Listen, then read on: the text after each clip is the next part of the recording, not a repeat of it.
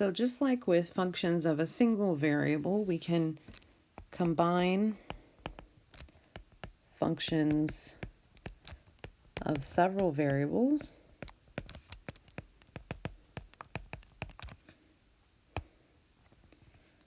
So I can add or subtract two functions together.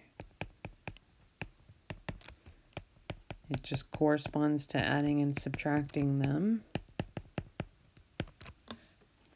I can multiply two functions together. The product function would be f of xy times g of xy. I can take the quotient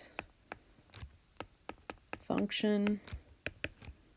It's f of xy over g of xy, provided g of xy is not 0. And then finally, I can also take the composition of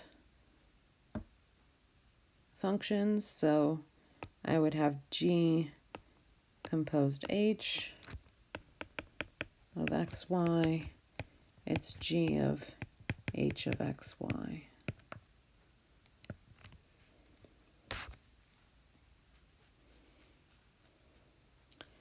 So then we have polynomial functions, just like we did for a single variable.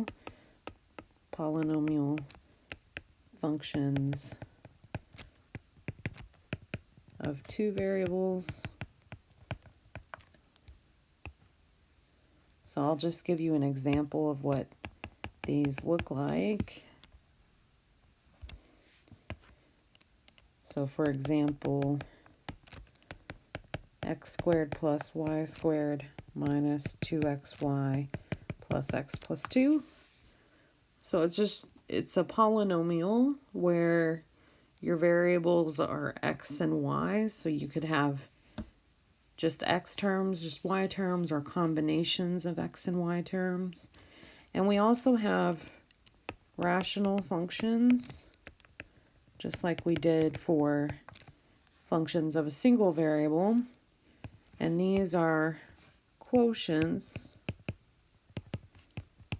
of polynomial functions.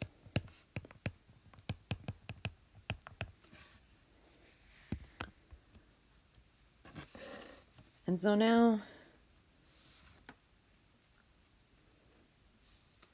we want to talk about the graph of a function of two variables.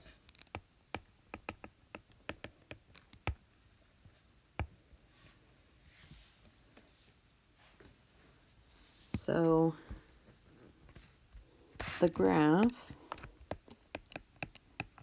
of the function f of xy is the set of all points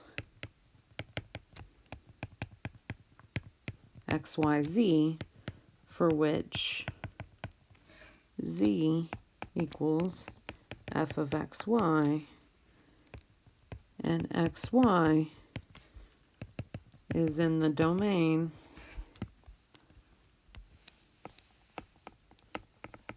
of f. So this means that the graph of your function of two variables, it is in three-dimensional space.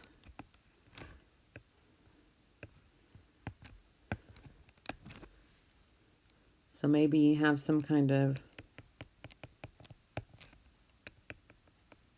let's see, this is x, this is y, this is z. So you have some kind of surface. Let's say I have this kind of like bowl-shaped surface here.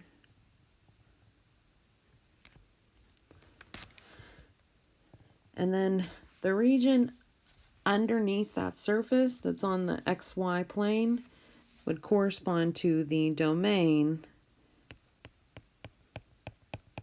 of your function. So the domain D, this lies on the xy plane, And one way you can kind of think about domain is if you take your points on your surface, so let's say I take a point over here that corresponds to x, y, z, and I project it onto the xy plane,